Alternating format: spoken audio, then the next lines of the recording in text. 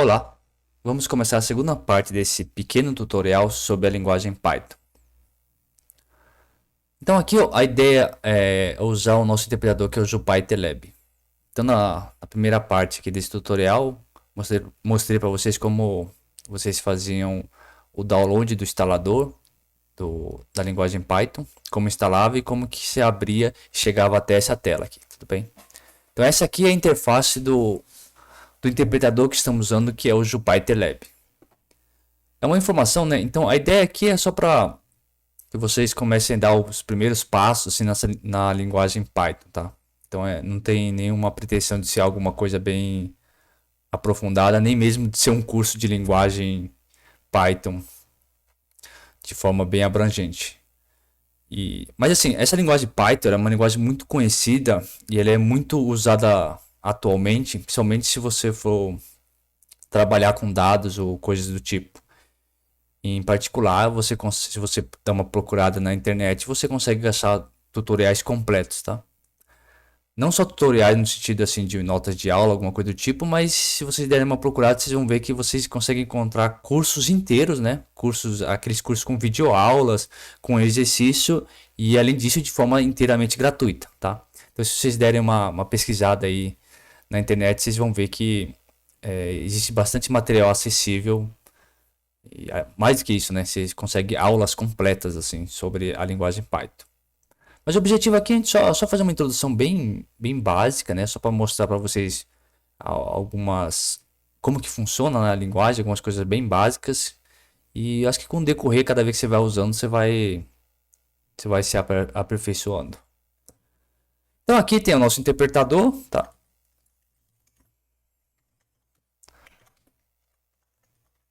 Então esse interpretador, ele ele é um interpretador de forma. Aqui nesse caso você pode executar os comandos de forma linha por linha, ou mais especificamente bloco por bloco, tá? Se pensar em toda essa linha que está selecionado, né, esse retângulo, você pensa isso aí você pode colocar um bloco de comandos. Então é diferente de outras linguagens, né, que você precisa compilar todo o programa para ter algum tipo de resultado. Aqui você consegue ir fazendo passo a passo. Então, para aqueles que conhecem, é bem parecido, por exemplo, com uma linguagem do tipo R, né? Usando a linguagem, o interpretador padrão ali do R. Então, aqui nessa célula é onde a gente coloca os nossos códigos e como é que ela funciona. Primeiramente, a própria linguagem ela já funciona como uma espécie de calculadora. Então, você consegue já fazer cálculos aritméticos básicos. Exemplo, né? Se eu quero fazer uma continha do tipo 2 mais 5 ou 3 mais 5. Então você escreve, né, 3 mais 5. E aí como é que você obtém um resultado disso, né? Você precisa compilar essa linha, né, essa célula. Tem duas formas de fazer isso. Uma é clicando nesse aqui, vocês veem que essa barrinha azul quer dizer que essa célula aqui está selecionada. Então uma maneira é você dar esse run, tudo bem? Então você vai ver que ele vai dar run nas células selecionadas. Mas como um atalho, né, que é bom você usar, para não ter que ficar aqui direto indo aqui clicando nesse botão, é assim, você vê que o cursor está piscando, você segura o Shift e depois aperta o Enter, tudo bem? Então você dá o Shift e aperta o Enter e na linha de baixo aqui ele vai te dar o resultado do que seja o que for que você está fazendo na célula aqui do código, na célula de execução. Então nesse caso a gente só estava fazendo uma continha do tipo 3 mais 5, então na célula de baixo ele te dá a resposta, no caso 8. Tá? Então, para somar, o símbolo de adição é o padrão, né? Adição normal. De subtração também é o padrão, então tipo 8 menos 10. Então você escreve 8 menos 10, aperta o Shift e depois aperta o Enter, te dá a resposta menos 2. Tá? Então essa soma subtração. Agora, por exemplo, fazer uma multiplicação. Vamos fazer 7 vezes 8. Né? Então a multiplicação na linguagem Python ela é entendida como sendo asterísticos. Então é 7 asterístico 8. Isso aqui a linguagem vai entender como você está querendo fazer o produto de 7 com 8. De novo, você aperta o Shift, Enter e na linha de baixo te dá a resposta. Tá? A divisão também você quer fazer por 20 dividido por 3. Né? Então a divisão aqui é entendida como essa barra, a barra invertida. Então 20 dividido por 3, Shift Enter te dá a resposta com algumas casas decimais. Então aqui você tem a soma, a subtração, multiplicação e a divisão. Aí uma outra operação que a gente usa comumente, que é a potenciação. E como que a gente faz a potenciação na linguagem Python, né? Como que ele vai entender? Você tem que fazer, por exemplo, suponha que a gente quer fazer 4 ao quadrado, né? Então você vai escrever o 4. Aí para dizer que o próximo é o expoente, você usa o 2 asterísticos.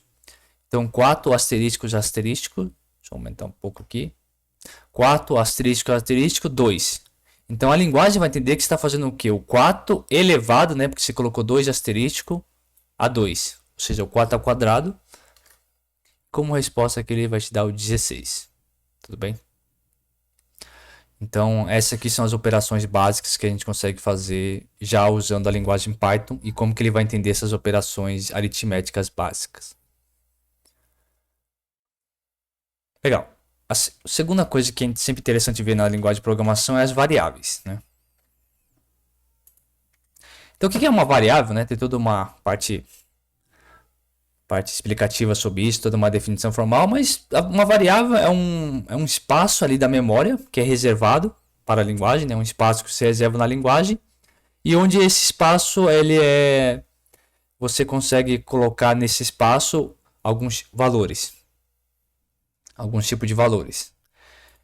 E aqui a linguagem Python ela é bem fácil, porque para aqueles que têm um conhecimento de outras linguagens de programação, geralmente o que você tem que fazer é você tem que instanciar uma variável. Nesse processo de instanciar, você tem que dizer que tipo de variável que essa variável é, ou seja, que tipo de objeto ela vai comportar. E para você atribuir um valor para essa variável, você tem que fazer um outro processo. Aqui no Python, todo esse processo de criação, fazer a instância do tipo de variável, da atribuição, você pode fazer tudo de uma única vez, né? Por exemplo, suponho que eu quero criar a variável x, com o nome x, e eu quero atribuir o valor dessa variável como sendo 3, por exemplo. Aqui no Python é simples, eu simplesmente posso fazer isso, x igual a 3. Tudo bem? Então o que eu estou fazendo aqui? Eu estou nessa linha criando uma variável que estou chamando de x. E além disso, eu já estou dizendo que essa variável x vai ter o valor 3. Tá? Então eu já faço isso tudo de uma vez só. Você dá o Shift Enter. Como você não está aqui fazendo nenhum tipo de processo que resulte em algum tipo de saída, então quando você compila, isso aqui já vai para a memória e ele não retorna nada. Tudo bem? Padrão. Mas aí se você quiser obter de novo o valor de x, né, qual é o valor que está na variável x, você digita x, dá o Shift Enter, ele reconhece já que é o 3, tudo bem? E é legal que se você, com a variável você consegue fazer também operações aritméticas, né? Suponha que você quer fazer o x ao quadrado, né? Então você vai fazer x, asterístico, asterístico, 2. Então ele vai entender que é x ao quadrado. E como o x, o valor da variável x é o 3, então o que na verdade está fazendo na linha 9 aqui é o 3 ao quadrado, que resulta como resultado 9. Tudo bem?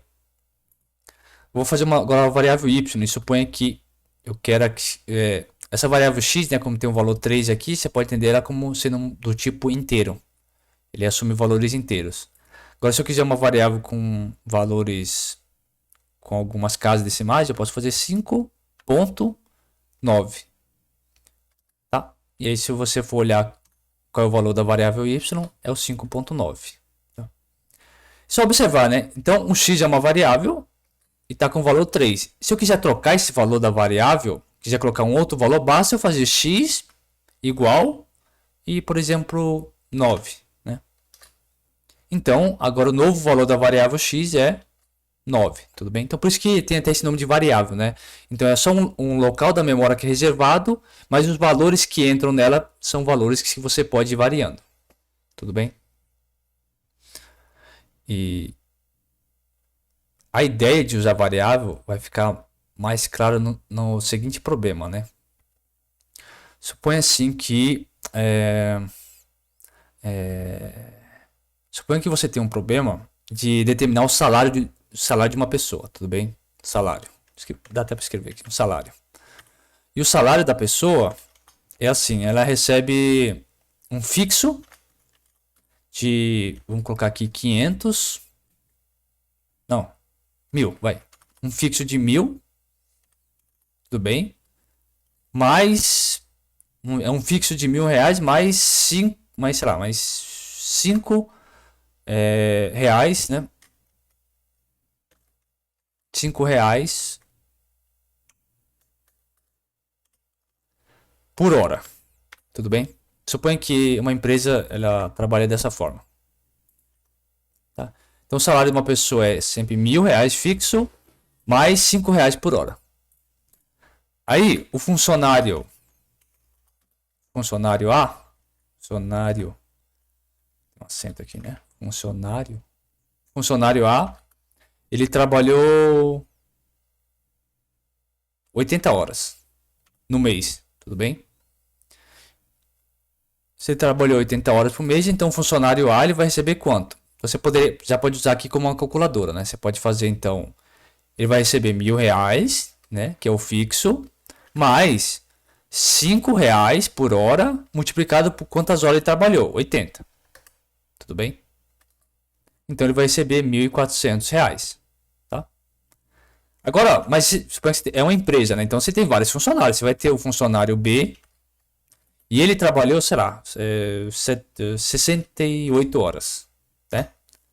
Aí o que você tem que fazer? Aqui você vai ter que fazer a conta de novo, né? Você vai fazer uma conta de novo. Você vai fazer o 1.000 fixo mais 5 vezes quantas horas ele trabalhou? 68. Então esse funcionário B vai receber 1.340, tá?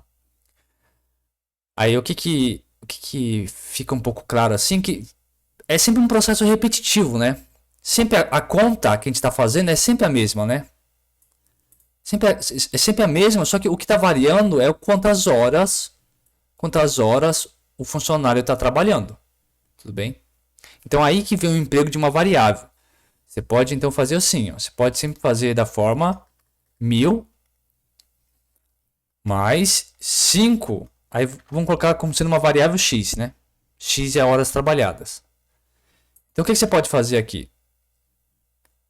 Ó, você pode escrever o funcionário A, então ele fez 80 horas, né? Então você atribui o valor de x como sendo 80. Então agora você deu um shift enter, então o valor da variável x é 80. Quanto que ele vai receber? 1.400. O funcionário B trabalhou o quê? 68. Opa, 68. Então agora você deu um shift enter, o valor da variável agora x é 68. Você joga aqui na formulinha de baixo, ele vai te dar exatamente o salário dele, tá? Então esse é um exemplo de um uso, como fazer um uso de... Por que, né, que a gente faz esse uso de variáveis? Legal. Isso aqui é uma solução. É uma solução, tá? Mas vocês viram que sempre estou fazendo o quê? Estou pegando xx, 68, depois eu estou atribuindo o valor da variável x como 68, depois eu estou também compilando essa linha, né? E assim, em matemática, né, você pode pensar nisso aqui como sendo uma função de x, tudo bem? Você pode uma função de x. E o que é legal, que tipo, qualquer tipo de conta que você tem que fazer várias vezes, ficar repetindo, o que você pode fazer? Você pode tornar todo esse processo de conta como sendo uma função das variáveis que você está usando, né? Então, o que esse problema de salário aqui estaria nos indicando? Seria interessante, aqui dentro da nossa linguagem, se conseguisse escrever alguma coisa, um método, algum tipo de algum jeito mais esperto de ficar fazendo esse tipo de conta, tá? E é justamente a noção uma noção que tem em qualquer linguagem de programação, que é a noção de função, tudo bem? Que é um jeito assim, você define uma única vez como é que você faz a continha, ou processo aritmético, não só continha, mas qualquer tipo de processo, e só que você escreve ele sempre através de variáveis, e aí quando você quer saber o valor, você simplesmente usa a função, tá? Vai ficar claro, né? Vai ficar bem claro quando a gente fazer isso. Então, suponho que você quer fazer essa função de salário. Aí como é que você faz, né? Você quer guardar essa expressão aqui, ó, tá? Porque do jeito que está aqui, se você compilar, vai dar até um erro, tá? Aqui eu só escrevi ele, mas se você compilar, isso aqui vai dar um erro. Como é que você faz isso de uma forma interessante, de tal forma que, por exemplo, você quer saber qual o salário da pessoa, você simplesmente digita F e quantas horas ela fez e dá um Shift Enter. Então esse é o nosso objetivo. Esse objetivo é atingido quando a gente introduz essa noção de função, tá? Como é que são as funções aqui na linguagem de programação Python? Você faz assim, ó. Você escreve def, né, de definição. Aí eu vou escrever assim, ó. Você vai definir o que é o f de x, tá? Então o nome da função é f, né? Nome de função. Não, melhor, vou escrever salário, vai. Salário. Você escreve salário e coloca que salário é uma função de x, tá? Aqui você coloca a continha em função de x. Então é 100, é 1000, né? Mais 5 vezes x. Tudo bem? Que é isso que você quer que retorne.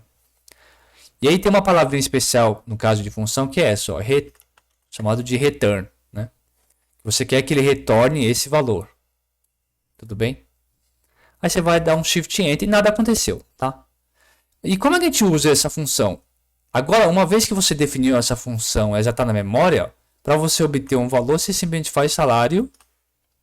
Aí supõe que a pessoa, vamos lá, o funcionário A, ele trabalhou 80 horas, né? Então você vai e coloca salário em função de 80 horas. Quanto é que dá? Dá 1.400. Outro funcionário.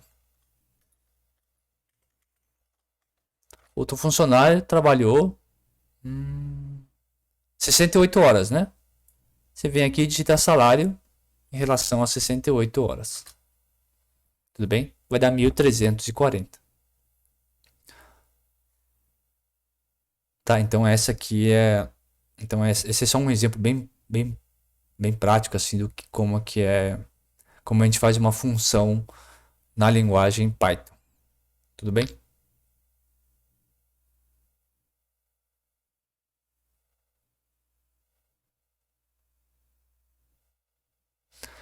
E aí como um exemplo, vamos fazer um exemplo que é, vamos fazer então função serve para isso, né? Você escreve lá uma expressão aritmética ou um processo em si e você escreve esse processo através de variáveis e aí, quando você quer saber o valor exato, você só substitui as variáveis. Uma coisa que a gente pode fazer, uma função, é para uma função para calcular as raízes de uma equação de segundo grau. Tudo bem? Então você tem na função, um exemplo, né, de uma equação de segundo grau é ax ao quadrado mais b vezes x mais um c igual a zero, né? Então vamos fazer uma função que é assim, que dados os valores de a, de b e de c, você consegue calcular, você consegue fornecer as raízes dessa equação, essa equação de segundo grau. Tudo bem? Então esse é o objetivo. Vamos escrever uma função dessa forma. Então, mais especificamente, você quer fazer assim uma função do tipo Bhaskara, que você vai escrever qual é o valor de A, qual que é o valor de B, qual que é o valor de C, e ele vai te fornecer para você, você dá um Shift Enter, ele vai fornecer para você qual que são as raízes dessa equação de segundo grau. Tudo bem? Então vamos lá construir essa função. Então, como função, então você tem que fazer definição, aí Bhaskara, aí você quer o valor A, o B e o C. Tudo bem? E dá 2 pontos, que esse aqui é o padrão de como que você define. Tá? E aqui você escreve a expressão da equação de... Aqui você escreve a expressão da sua função. Tudo bem? No nosso caso particular, então a gente quer obter as raízes da equação de segundo grau ax ao quadrado mais bx mais c igual a zero. Então, como a gente sabe, né, a primeira coisa que você tem que fazer é calcular aquele delta, né?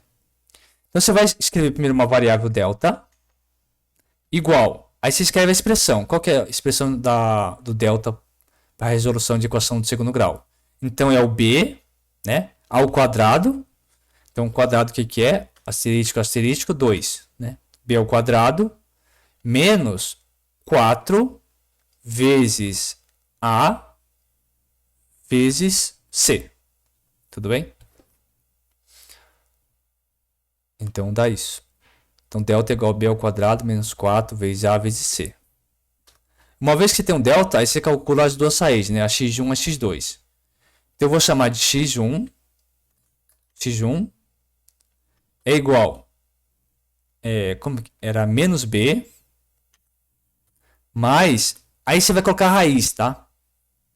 Para colocar a raiz, você precisa de uma biblioteca, né? Você vai fazer o import numpy as np. O que é isso, né?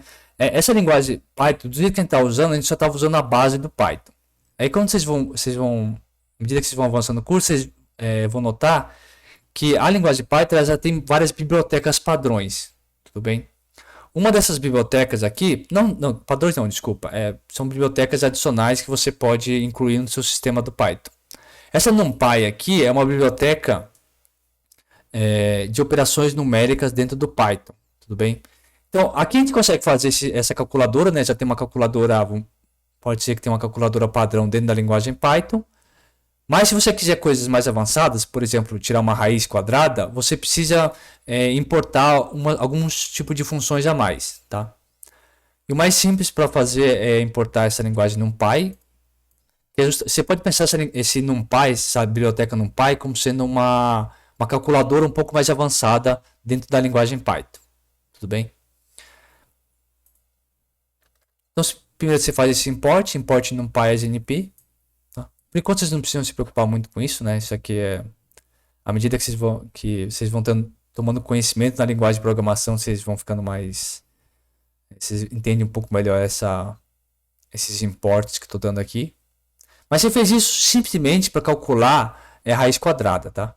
Para você calcular uma raiz quadrada, você quer fazer aqui, né? Você quer fazer então a raiz quadrada de delta. Você vai fazer assim, você vai escrever o np, né? Que é a biblioteca que a gente importou, e sqrt, tá? Então todo esse processo aqui que eu estou fazendo é só para você calcular uma raiz quadrada. Então você vai fazer a raiz desse delta, tudo bem? Só que assim, era sempre menos b mais a raiz de delta, só que tudo isso dividido por 4 vezes a, né? Então você vai dividir tudo. Então você vai colocar um parênteses aqui no início, um parênteses aqui no final, e dividir ele, aí você abre um parênteses aqui e fecha, por 4 vezes o a. Tudo bem? Então você guardou na variável x1 uma raiz. Aí só que você tem duas, né? Você tem a x2 que é igual. Então vai ser a mesma expressão, só que em lugar de ser aqui positivo, vai ser o negativo. Tudo bem? E por final você vai retornar. Então você vai retornar as duas raízes. Você retorna a raiz 1, aí vírgula, você retorna a raiz 2. Tudo bem? Agora que você já definiu sua função, você vai dar um Shift Enter. Tá? Então agora está na memória. Então a Bhaskara, essa expressão Bhaskara, você já colocou na memória. Então dado o A, o B e o C, ele vai calcular a raiz. Ele vai tentar pelo menos, tá? Então, por exemplo, suponha que você quer calcular a raiz da equação x ao quadrado mais 4x mais 1. Vou colocar 5 aqui. 5x mais 1, tá? Então o que você tem que fazer? Então no lugar do A você vai colocar o valor do A, que no caso é 1. No lugar do B é 5, né? E no lugar do C é 1. Você vai dar um Shift Enter. Então a primeira raiz é essa, né? Isso aqui tudo. E a segunda raiz é essa. Tudo bem? Então a gente de forma bem fácil conseguiu escrever uma função que calcula as raízes de uma equação de segundo grau. Né? Claro, você pode estar perguntando, né? E se por exemplo você se for negativo, né? Se o delta aqui, né? Se esse delta for negativo, no caso que dá raiz complexa, o que vai acontecer, né? Se você colocar esse tipo de situação... Então, peraí, aqui tem que ser, sei lá, 8.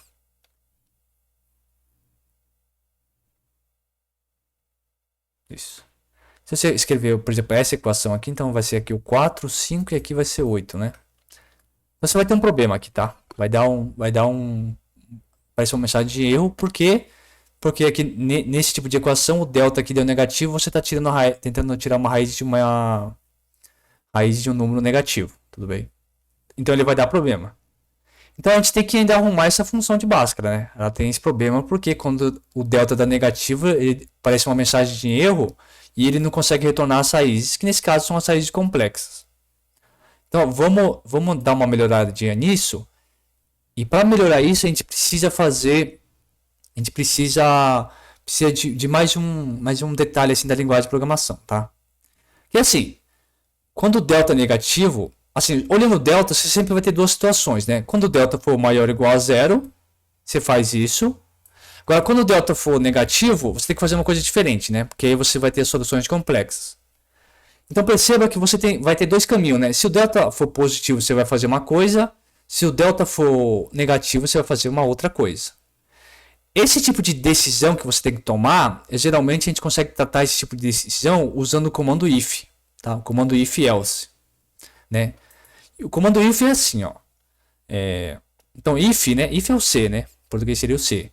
Então se o delta for maior ou igual a zero, você colocar um ponto e vírgula, você vai fazer isso.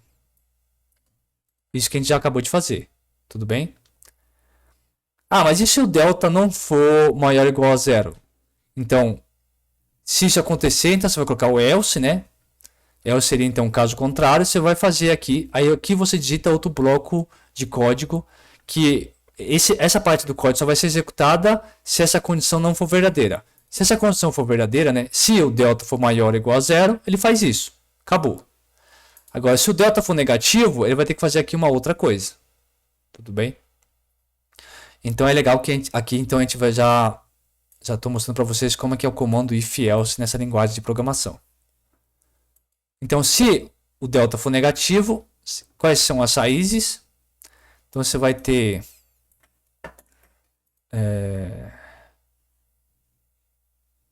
você pode escrever assim, né? Você pode escrever assim. Eu vou escrever um número complexo como um par ordenado, tá? Então você escreve assim. Você pode escrever. Você pode escrever assim. Você pode escrever você vai escrever depois. X1 vai ser igual a uma coisa parecida com essa, né? Seria uma coisa parecida com essa, só que você vai trocar o sinal aqui do menos e vai, como você está trocando o sinal, você tem que colocar aquele número imaginário i, tudo bem? Vai ser uma coisa parecida com essa, né? Vai ser o menos b mais i vezes a raiz do menos delta, que o delta é negativo, né? Então menos delta vai dar positivo e você continua dividindo por 4a, tá?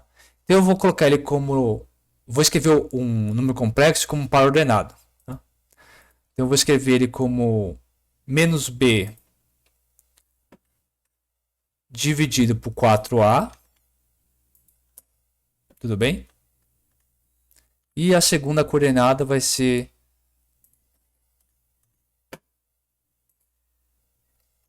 a segunda. Então, eu estou escrevendo então o número complexo x1. A primeira coordenada vai ser o menos b sobre 4a. E a segunda coordenada vai ser a raiz de menos delta dividido por 4a também. Tá?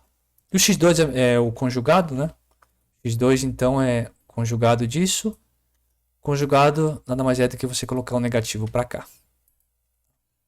E você também vai retornar o x1 e o x2. Tudo bem? Então vamos lá. Aí de novo você dá um Shift Enter para colocar na memória a nova definição dessa fórmula de Bhaskara. Vamos rodar aqui. Agora deu certo, né? Então as soluções é menos 0,3125 mais i multiplicado por 0,634. E a outra solução vai ser o menos, é o conjugado, né? Menos 0,3125 menos i vezes 0,6343. Tudo bem?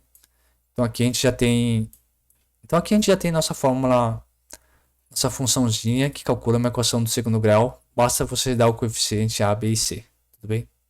Tanto no caso de raízes reais, como no caso de raízes complexas.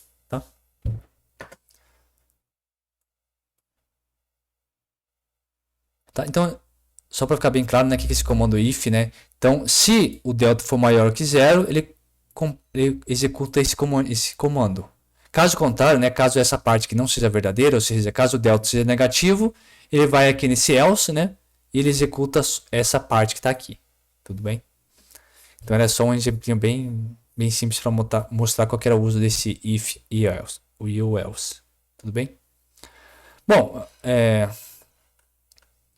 então essa aqui era só uma introduçãozinha assim, à linguagem Python, só vamos dizer assim, as coisas bem iniciais, assim, que só com essas coisas iniciais você já consegue ver alguns exemplinhos, em particular nas próximas aulas a gente vai ver alguns exemplos. E eu vou terminar esse tutorial por aqui. Até mais.